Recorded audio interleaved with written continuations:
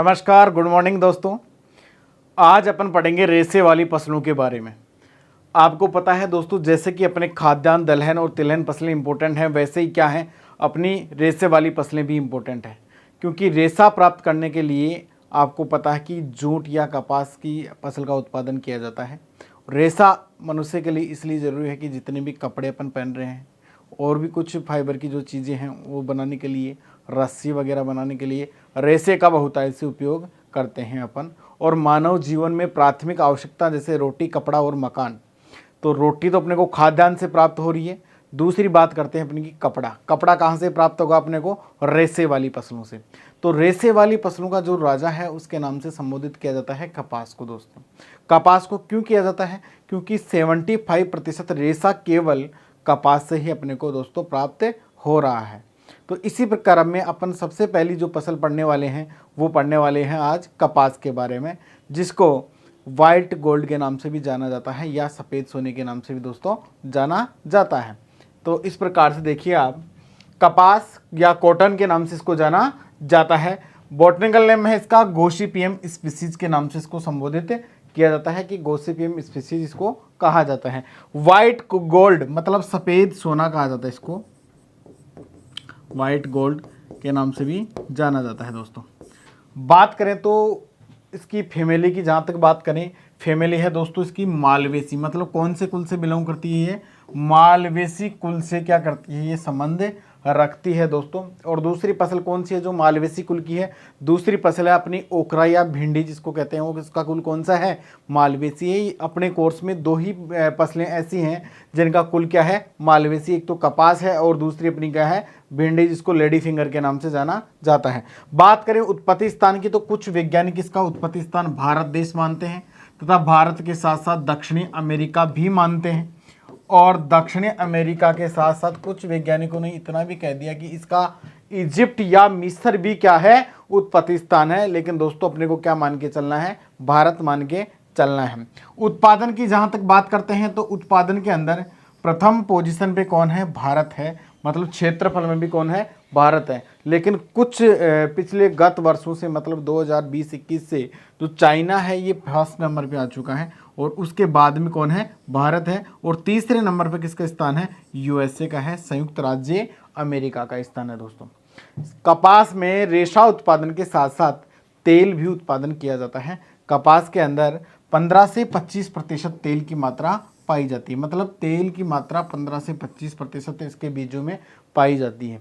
बात करते हैं इसके गिनिंग प्रतिशत की, या ऊटाई इसको कहा जाता है। ऊटाई या गिनिंग प्रतिशत का मतलब क्या होता है दोस्तों? ऊटाई का मतलब होता है रेशा और जो इसका बीज होता है उसका अनुपात क्या कहलाता है? गिनिंग प्रतिशत कहलाता है। तो रेशा और बीज का इसका अनुपात होता है दोस्तों 33%।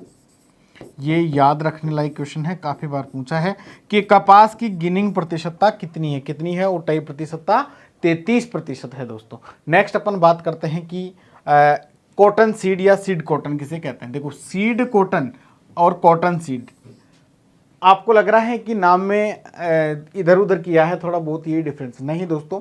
इसके अंदर क्या डिफरेंस है? मतलब कपास का बीज और लिंट, मतलब रेशा। लिंट किसको कहते हैं? कपास के बड़े रेशे को लिंट कहते हैं, बड़े रेशे को, और छोटे रेशे को दोस्तों फज के नाम से जाना जाता है। तो कपास का अगर बीज और रेशा साथ साथ हैं, दोनों बीज और रेशा दोनों साथ साथ में हैं, मतलब इसको कहते हैं सीड कॉटन के नाम से। किस नाम से जानते हैं? सीड कॉटन के नाम से जानते हैं। आगे बात करते हैं कि अगर सीड से लिंट को या रेशे को हटा देते हैं तो उसे बोलते हैं अपन कॉटन सीड के नाम से। रेशे को हटाया गया जो बीज बचता है उसको कॉटन सीड के नाम से बोलते हैं। और सीड कॉटन किसको बोलेंगे? रेशा और बीज दोनों को मिला के क्या बोलेंगे? सीड कॉटन बोलेंगे। मतलब रिमल आफ्टर लिंट सीड। अब लिंट किसको कहेंगे? मैंने बताया था कि कपास के बड़े रेशे को लिंट कहते हैं और छोटे रेशे को दोस्तों किस नाम से जाना जाता है? फज के नाम से जाना जाता है। देखा जाए तो एक बेसिकली कपास की एक जो गांठ होती है, बेल होती है, मतलब एक गांठ, पूरी एक गांठ बना के अपन गांठ जब बनाते हैं तो उसका वजन कितना होता है? 170 केजी वेट होता है दोस्तों उस गांठ का, 170 केजी होता है। और जूट की एक गांठ का वजन होता है 180 केजी। जो रेशा होता है ये सेलुलोज का बना होता है, सेलुलोज का बना होता है दोस्तों। इसका जो बोल बनता है वो किससे बनता है, सेलुलोज के माध्यम से बनता है। नेक्स्ट अपन बात करते हैं इसके वर्गीकरण की, कि कपास कौन कौन सी प्रजातियां हैं इसकी, किस किस प्रकार की प्रजातियां जो आपके सामने हैं। सारे की सारे दो प्रकार की कपास होती हैं मेनली। एक होती है देसी कपास, दूसरी होती है अमेरिकन कपास। देसी कपास जो है वो मुख्य रूप से दो प्रकार की होती है, एक होती है गोसिपियम आर्बोरियम और दूसरी होती है गोसिपियम हर्बेसियम। ये दो प्रकार की कपास है। इन दोनों की जो गुणसूत्र संख्या होती है ये 2n बराबर 26 होती है दोस्तों। काफ़ी बार ऐसा क्वेश्चन पूछा गया है कि देसी कपास की गुणसूत्र संख्या कितनी होती है, कितनी होती है, 26 होती है, 26 होती है दोस्तों। इसी के साथ अपन बात करते हैं, इसे पुराने विश्व की कपास के नाम से भी जाना जाता है।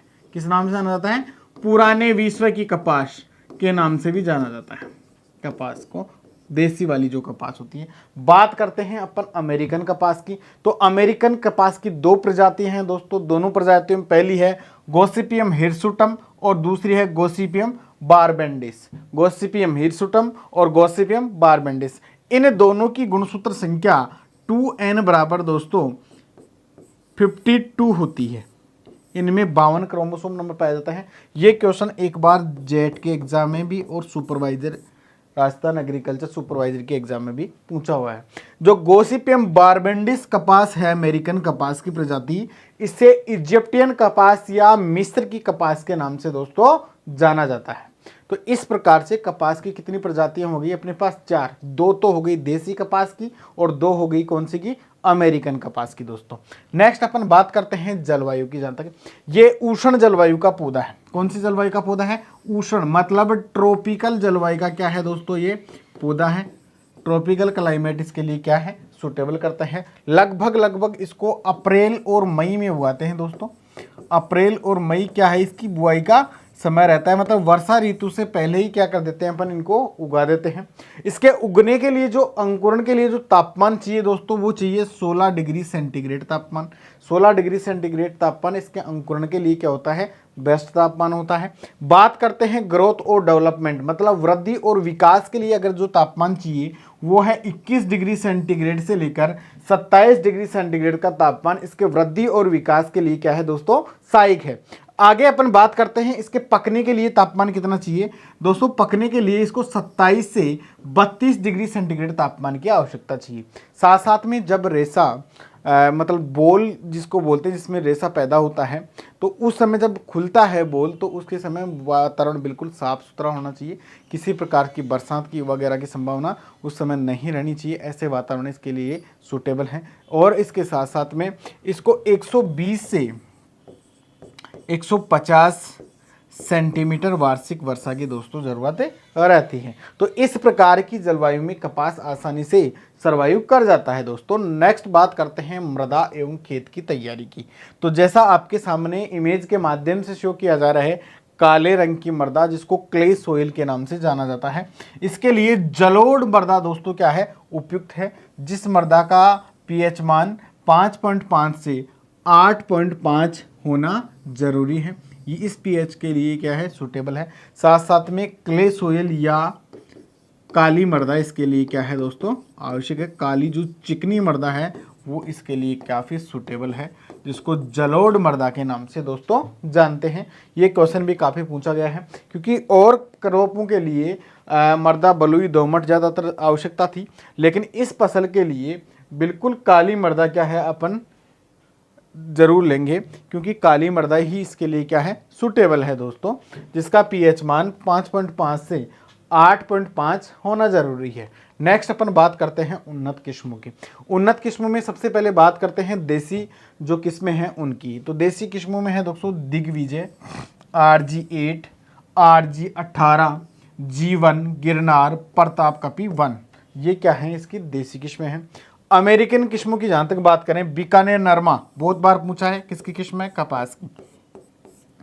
गंगानगर अगेती, RS810, संकर किस्मों की या हाइब्रिड किस्मों की जहाँ तक बात करें तो हाइब्रिड देखो दोस्तों, सबसे पहले जो संकर किस्म है कपास की वो है H4, विश्व की पहली संकर किस्म, विश्व की पहली संकर किस्म है ये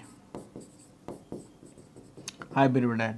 इसके साथ साथ में है मरु विकास जिसका नाम है राज HH16, NHH 44 और शंकर 6 के नाम से इसकी क्या है दोस्तों वैरायटियां हैं। ये वैरायटियां काफ़ी इंपॉर्टेंट वैरायटियां हैं। बात करते हैं अपन आगे अब बीज दर की कि कितनी बीज दर कपास के लिए आवश्यक है। तो अलग अलग जो किस्में हैं तो उनके लिए अलग अलग बीजों की आवश्यकता पड़ती है, अलग अलग बीज दर की आवश्यकता पड़ती है। देसी कपास के लिए अलग चाहिए होगा, अमेरिकन कपास के लिए दोस्तों अलग चाहिए होगा, संकर किस्म के लिए बीज दर अलग चाहिए होगी। और एक होता है बीटी कॉटन। बीटी कॉटन का मतलब वह कपास जिसमें बैसिलस थ्यूरोजेंसिस जीन को प्रवेश करवाया गया है उसे बीटी कॉटन के नाम से संबोधित किया जाता है। बीटी कॉटन का प्रवेश इसलिए किया गया था कि कपास के अंदर जो पिंक बॉल वर्म लगता है, जो कीट लगता है, उसके प्रति क्या होता है वो प्रतिरोधक रहता है, इसलिए उसे बीटी कॉटन के नाम से जाना जाता है दोस्तों। तो बात करते हैं अपन आप देसी किस्मों की। तो अगर आपको खेत में देसी किस्म उगानी है तो उसके लिए आपको 12 से 15 केजी बीज दर प्रति हेक्टर दोस्तों काम में लेनी होगी, 12 से 15 केजी। और जब बीज को उगाते हैं अपन तो उस समय उसकी स्पेसिंग मतलब कतार से जो कतार की दूरी R/P जो रखनी है आपको 45 से 15 या 45 से 60 सेंटीमीटर कतार से कतार की दूरी और 15 सेंटीमीटर क्या पौधे से पौधे की दूरी आपको रखनी है। इसी के आगे बात करते हैं अपन अमेरिकन कपास की। अमेरिकन की जहाँ तक बात करते हैं अपन तो अमेरिकन के अंदर 15 केजी से 18 केजी बीज दर आपको प्रति हेक्टेयर आवश्यकता रहेगी। और 60 × 30 सेंटीमीटर मतलब रो इंटू प्लांट डिस्टेंस जो आपको रखना है वो कितना रखना है इसमें 60 × 30 सेंटीमीटर दोस्तों रखना है। क्योंकि अमेरिकन कपास का जो पौधा होता है वो झाड़ीनुमा होता है, थोड़ा चौड़ा होता है, इसलिए इसकी रो टू रो डिस्टेंस और प्लांट टू प्लांट डिस्टेंस क्या रखते हैं ज़्यादा रखते हैं दोस्तों। नेक्स्ट बात करते हैं अपन संकर किस्मों की। तो जो संकर बीज दर अपन काम में लेंगे वो दोस्तों वो कितने 2.5 से 3 केजी पर हेक्टेयर काम में लेंगे। मतलब बीज दर आपको कम दिख रही है, इसका मतलब इसका पौधा और भी क्या होता है चौड़ा होता है, बड़ा होता है। इसके लिए आपको 100 × 60 सेंटीमीटर R/P डिस्टेंस रखनी है दोस्तों। बात करते हैं आगे बीटी कॉटन की। तो बीटी कॉटन में बैसिलस थ्यूरोजेंसिस जीन वाले बीटी कॉटन की बात हो रही है। इसके लिए 1 से 1.5 केजी बीज दर प्रति हेक्टेयर के लिए आपको क्या है दोस्तों सफिशियंट रहता है। और जो कपास की RST9 की वैरायटी है इसके लिए स्पेशल सीड रेट है कितना है 20 से 25 केजी प्रति हेक्टेयर दोस्तों। तो इस प्रकार से आपने देखा देसी कपास के लिए अलग है, अमेरिकन के लिए अलग है और संकर किस्मों के लिए दोस्तों अलग है। आगे अपन बात करते हैं बीजोपचार की दोस्तों। तो कपास का जो बीजोपचार करते हैं वो H2SO4 या सल्फ्यूरिक अम्ल के माध्यम से दोस्तों करते हैं। इसकी डोरमेंसी को अगर दूर करना है तो H2SO4 या सल्फ्यूरिक अम्ल का प्रयोग अपन करते हैं। आपको करना क्या है बीज को उपचारित करने के लिए, मतलब आपके पास मान लीजिए 10 केजी सीड है, 10 केजी बीज को उपचारित करने के लिए आपको 1 केजी क्या लेना है H2SO4 या सल्फ्यूरिक अम्ल। इस प्रकार से आपको क्या करना है बाल्टी में भर लेना है। साथ में क्या करना उसके बाद में बीजों को उसके अंदर डाल देना है। बीजों को डाल के और उन बीजों को 1 से 2 मिनट तक क्या करना है लकड़ी की सहायता से हिलाना है, जैसे इसमें हिला रहा। जब बीज 1 से 2 मिनट तक हिला चुके होंगे आप, उसके बाद आपको क्या करना है इस प्रकार से जो बीकर या जो बाल्टी में आप हिला रहे हैं उसकी संरचना आपको दिखाई देगी। इसमें जो कटे फटे और मृत बीज होंगे वो ऊपर की तरफ आ जाएंगे तथा अन्य कोई खरपतवार का बीज होगा वो ऊपर की तरफ आ जाएंगे। उनको क्या करते हैं अपन अलग से निकाल देते हैं। और बाद में जब देखते हैं अपन तो कपास के बीजों का रंग अपने को काला काला सा दिखाई देता है, जैसे इस इमेज में आपको दिखाई दे रहा होगा उसी प्रकार से। तो दोस्तों अपन इन बीजों को बहते हुए पानी में अलग से निकाल लेते हैं। ये बीजोपचार कपास के लिए बहुत उपयोगी रहता है क्योंकि इससे अंकुरण भी काफ़ी अच्छा हुआ है। मतलब आपको करना है 10 केजी बीज को 1 केजी सल्फ्यूरिक अम्ल से उपचारित करना है, 1 केजी H2SO4 से करना है उपचारित दोस्तों। तो ये इस प्रकार से कपास को बीज उपचारित करते हैं। तथा जीवाणु अंगमारी व झुलसा रोग के लिए स्ट्रेप्टोसाइक्लिन दवा से आप क्या करें उपचारित करें या बाविस्टिन दवा से आप क्या करें दोस्तों उपचारित करें। नेक्स्ट अपन बात करते हैं बुआई का समय एवं बुआई की विधि। तो बुआई के समय की जहाँ तक बात करें अपन 15 अप्रैल से 15 मई तक दोस्तों इसकी क्या कर देनी है, अपने को बुआई कंप्लीट कर देनी है। मतलब मानसून से पहले ही कपास की बुआई आपको क्या कर देनी है दोस्तों, कंप्लीट करनी है। जहाँ तक बात करते हैं अपन अमेरिकन किस्मों की, तो आपको मैंने बताया था कि अमेरिकन किस्मों को 60 × 45 सेंटीमीटर की दूरी पे उगाते हैं। देसी किस्मों की जहाँ तक बात करें तो देसी किस्मों को 45 × 30 सेंटीमीटर पे उगाते हैं। और जहाँ तक बात करें संकर किस्मों की, तो संकर किस्मों को उगाने के लिए 150 से 60 सेंटीमीटर आपको स्पेस रखना होगा। वो स्पेस मतलब कतार से कतार की दूरी तथा पौधे से पौधे की जो दूरी रखनी होगी वो इस प्रकार से आपको रखनी होगी दोस्तों। नेक्स्ट अपन बात करते हैं खाद एवं उर्वरक की। खाद एवं उर्वरकों में देखिए दोस्तों, सबसे पहले अपने को अप्लाई करना है क्या, गोबर की खाद या FIM। तो गोबर की खाद या FIM आप करोगे 8 से 10 टन प्रति हेक्टेयर प्रयोग। जब आप भूमि की तैयारी करोगे उसी समय आपको क्या कर लेनी है, FIM या वर्मी कंपोस्ट का प्रयोग कर लेना है। 8 से 10 टन अपने 1 हेक्टेयर के अंदर डालेंगे। बात करते हैं नाइट्रोजन और फास्फोरस की। नाइट्रोजन और फास्फोरस अलग अलग वैरायटियों में अलग अलग सप्लाई करते हैं। कैसे, अगर देसी किस्म है तो उसके लिए अलग क्वांटिटी होगी, अमेरिकन किस्म है तो उसके लिए अलग होगी, BT कॉटन है तो अलग होगी, संकर किस्म है तो दोस्तों अलग होगी। तो नाइट्रोजन की जहाँ तक सबसे पहले बात करते हैं अपन, तो अगर अमेरिकन किस्मों में नाइट्रोजन 75 kg प्रति हेक्टर देंगे, देसी किस्मों में नाइट्रोजन 50 kg प्रति हेक्टर प्रयोग करेंगे, और संकर किस्मों के अंदर 100 से 120 kg नाइट्रोजन प्रयोग करेंगे दोस्तों प्रति हेक्टर। बात करते हैं फास्फोरस की, तो फास्फोरस आपको करनी है अमेरिकन किस्मों में 45 kg, देसी किस्मों के अंदर 25 kg, और संकर किस्मों में 40 से 50 kg आपको फास्फोरस का दोस्तों प्रयोग करना है। बात करते हैं जो नाइट्रोजन की बात जहाँ तक आती है, तो अपनी आधी मात्रा भूमि की तैयारी के समय प्रयोग करना है, और आधी मात्रा जब सिंपोडियल शाखाएं बनती है तथा डोडे वाली शाखाएं बनती हैं उस समय आपको प्रयोग करना है। तो इस प्रकार से आप खाद एवं उर्वरकों का प्रयोग करेंगे दोस्तों। नेक्स्ट अपन बात करते हैं सिंचाई की। देखिए दोस्तों, कपास को 3 से 7 सिंचाइयों की आवश्यकता रहती है। मतलब 3 से 7 सिंचाइयों में आप कपास को अच्छे प्रकार से उत्पादित कर रखें। आपके पास जितनी भी सिंचाई उपलब्ध हो वो आपकी आवश्यकता के अनुसार आप करते रहें, लेकिन 3 से 7 सिंचाई आपको करनी है। वैसे काम 4 सिंचाइयों में भी इसका चल सकता है। तो जो इनकी क्रांतिक अवस्थाएं हैं वो कौन कौन सी हैं, उन क्रांतिक अवस्थाओं पर ही सिंचाई करना क्या है, आवश्यक है। उससे क्या है, अपने को अच्छा उत्पादन प्राप्त हो सकता है। तो बात करते हैं अपनी पहली सिंचाई की। तो जो पहली सिंचाई आपको करनी है वो 40 से 45 दिन पर करनी है। 40 से 45 डेज आफ्टर सोविंग। क्यों करनी है, क्योंकि उस टाइम में बनती है कौन सी शाखाएं, सिंपोडियल शाखाएं बनती हैं दोस्तों। कौन सी बनती है, सिंपोडियल शाखाएं बनती हैं। तो सिंपोडियल शाखाएं 40 से 45 दिन पर जब बनती हैं तो आपको पहली सिंचाई मतलब इसके ऊपर अप्लाई कर देनी है दोस्तों। दूसरी सिंचाई की जहाँ तक बात करें अपन, जब फूल व फल बनते हैं तो उस समय मतलब कब, 75 से 85 डेज के बाद में सेकंड इरिगेशन आपको क्या करना है दोस्तों, अप्लाई कर लेना है। तीसरी सिंचाई की जहाँ तक बात करते हैं, तीसरी सिंचाई आपको 95 से 105 दिन के मध्य करना है। जब डोडे वाली शाखाएं बनती हैं तब, डोडे वाली शाखाएं बनती है तब तीसरी सिंचाई आपको अप्लाई कर देनी है। ये कब बनती है, 95 से 105 दिन पे। बात करते हैं जब डोडा खुलने लगता है तब आप क्या करेंगे, चौथी सिंचाई पौधे को उपलब्ध कराएंगे 115 से 125 डेज आफ्टर सोविंग। मतलब दिन के बाद बुआई के जो 115 से 125 दिन होते हैं तब आपको चौथी सिंचाई दोस्तों उपलब्ध करवानी है। तो इस प्रकार से आप 4 सिंचाइयों में भी इसका अच्छा उत्पादन प्राप्त कर सकते हैं। नेक्स्ट अपन बात करते हैं पादप संरक्षण की। सबसे ज़्यादा कपास को खतरा रहता है तो कीटों से और बीमारियों से खतरा रहता है। ज़्यादा प्रोडक्शन में इतना झंझट नहीं है जितना इसके कीट और बीमारियों से इसको बचाना है।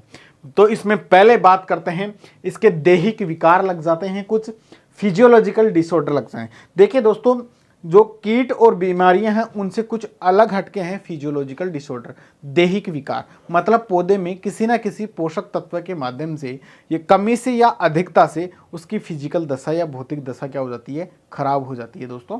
तो उसे कहते हैं फिजियोलॉजिकल डिसऑर्डर। देखिए, एक तिराक नाम का डिसऑर्डर लगता है कपास के अंदर, दैहिक विकार लगता है जिसको कहते हैं तिराक। मतलब जिस प्रकार से इस इमेज में आपको शो किया गया है, इसका डोडा परिपक्व होने से पहले ही क्या हो जाता है, फट जाता है। मतलब मेच्योर कंप्लीट नहीं हो पाती बोल, उससे पहले क्या हो जाता है, फट जाता है। इसे क्या कहते हैं, तिराक डिसऑर्डर के नाम से बोलते हैं। यह ज्यादातर कंडीशन क्षारीय मृदाओं में नाइट्रोजन की कमी के कारण दोस्तों उत्पन्न होता है। मतलब जब क्षारीय मृदाओं में नाइट्रोजन की कमी हो जाती है तो तिराक नामक डिसऑर्डर कपास के पौधे में होना बिल्कुल संभाविक है। आगे बात करते हैं, यह समस्या क्षारीय मृदा में नाइट्रोजन की कमी के कारण होता है। दूसरा जो लगता है आपको बताऊं फिजियोलॉजिकल डिसऑर्डर, जो दूसरे नंबर का है लिटिल लीफ। इसे छोटी पत्ती रोग के नाम से भी जाना जाता है। दोस्तों ये कैसे होता है, इस विकार में पौधे की पत्तियां क्या रह जाती हैं, छोटी रह जाती हैं। जिंक की कमी के कारण होता है। कैसे होता है, जिंक जो पोषक तत्व होता है उसकी कमी के कारण होता है। और ज्यादातर फसलों में लिटिल लीफ या छोटी पत्ती रोग या फलदार पौधों में जिंक पोषक तत्व की कमी के कारण ही होता है। तो आपको जिंक की कमी की पूर्ति करने के लिए ZnSO4 मतलब जिंक सल्फेट का क्या करना है, आपको छिड़काव करना है दोस्तों। नेक्स्ट अपन बात करते हैं क्रिंकल लीफ। मतलब ये कपास का तीसरा डिसऑर्डर है। जैसा कि इस इमेज में आपको दिख रहा होगा, इस जो फिजियोलॉजिकल डिसऑर्डर है इसमें पत्तियां क्या हो जाती हैं दोस्तों, सिकुड़ जाती हैं। ये जो मैग्नीज पोषक तत्व होता है उसकी अधिकता के कारण उत्पन्न होता है। तो पत्तियां ऐसे क्रिंकल शेप में इसकी हो जाती हैं दोस्तों। आगे अपन बात करते हैं कपास के कीटों की जहां तक बात करते हैं तो इसकी जो लट, जिसको लट बोलते हैं, ये लटें क्या होती हैं, सबसे ज्यादा आक्रमणकारी वाली होती हैं। कपास में पहले अमेरिकन लट होती है। कौन सी है, अमेरिकन लट, जिसका नाम है हेलिकोर्पा आर्मीजेरा। क्या नाम है, हेलिकोर्पा आर्मीजेरा।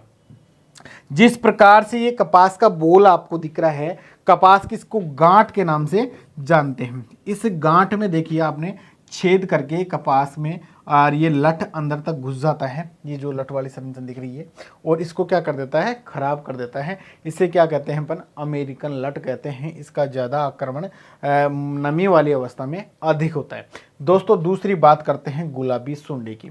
कपास का मुख्य इंसेक्ट है ये, मुख्य कीट है ये। इसको बोलते हैं पैक्टिनियोफोरा गोसिएपिएला। इसका क्या है, ये जूलॉजिकल नेम है इस लट का। ये कपास के फल परिपक्व को खाता है और सबसे भयंकर कीट है ये। देखिए इस प्रकार से कपास के एक डोडे को अपन ने फोड़ के देखा है तो उसमें पिंक रंग का, ये देखो पिंक कलर का क्या दिखाई दे रहा है आपको, मतलब सुंडी दिखाई दे रही है। तो ये वर्म है मतलब, और ये काफ़ी खतरनाक होता है, हानिकारक होता है दोस्तों इसके लिए। तो आपको पूछा जाए कि कपास का मुख्य इंसेक्ट कौन सा है, तो पिंक बोलवर्म या गुलाबी सुंडी के नाम से इसको जाना जाता है। काफ़ी बार दोस्तों इसके बारे में पूछा गया है। दूसरी सुंडी, जो तीसरी सुंडी लगती है, कौन सी है वो, धब्बेदार सुंडी, स्पॉटेड बॉलवर्म जिसको बोलते हैं। इस प्रकार से इसकी बॉडी के ऊपर स्पॉट्स से टाइप के रहते हैं। ये भी क्या करता है, बोल को अंदर से खोखला कर देता है, खाता है दोस्तों। नेक्स्ट अपन बात करते हैं पत्ती मोड़क रीप। जो ये इंसेक्ट है इसका नाम है साइलेप्टा डेरोगेटा के नाम से। ये जो कपास की पत्तियां होती हैं उनको इस शेप में क्या कर देता है दोस्तों, मोड़ देता है। अगली बात करें कपास की लठों का नियंत्रण कैसे करें। जो वर्म्स कपास में लगती हैं, बोलवर्म्स, इनका नियंत्रण कैसे कर सकते हैं दोस्तों।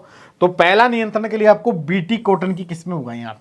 मतलब जिन किस्मों के अंदर आपने बैसिलस थ्यूरोजेंसिस जीन प्रवेश करवाया है वह किस्में उगाएं, क्योंकि वह किस्में क्या होती हैं, प्रतिरोधक किस्में होती हैं। इनके ऊपर लट्ठों का आक्रमण नहीं होता है दोस्तों, वर्म्स का आक्रमण नहीं होता है। दूसरी बात करें, आप फिरोमोन ट्रैप्स लगाएं। फिरोमोन ट्रैप्स क्या होते हैं, फिरोमोन ट्रैप से मतलब एक प्रकार का एक जैविक नियंत्रण जिसको बोल सकते हैं।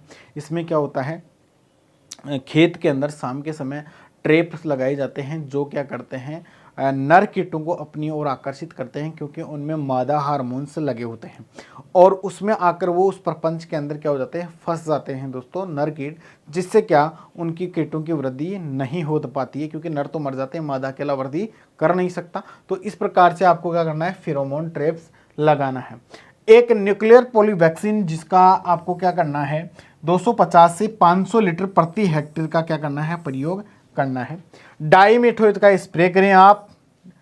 इसके बाद में आप बेटी घोल 1 kg प्रति हेक्टेयर स्प्रे कर सकते हैं। जो बैसिलस थ्यूरोडेंसिस क्या है, एक प्रकार का जीवाणु है दोस्तों, बैक्टीरिया है। इस बैक्टीरिया का आपको क्या करना है 1 kg का प्रति हेक्टेयर के हिसाब से स्प्रे करना है, तब इस पे प्रभावी नियंत्रण पाया जा सकता है। आगे बात करते हैं कपास के रस चूसने वाले कीड़े, मतलब क्या करते हैं, या तो बोल का रस चूसते हैं या कपास की पत्तियों पर बैठ के उनका क्या करते हैं रस चूसते हैं और पौधे को क्या कर देते हैं दोस्तों कमजोर कर देते हैं। तो ये कीट कौन कौन से हैं, पहला है फुदका। कौन सा कीट है, फुदका, मतलब पत्तियों पे फुदक फुदक कर बैठता है और रस चूसता है दोस्तों।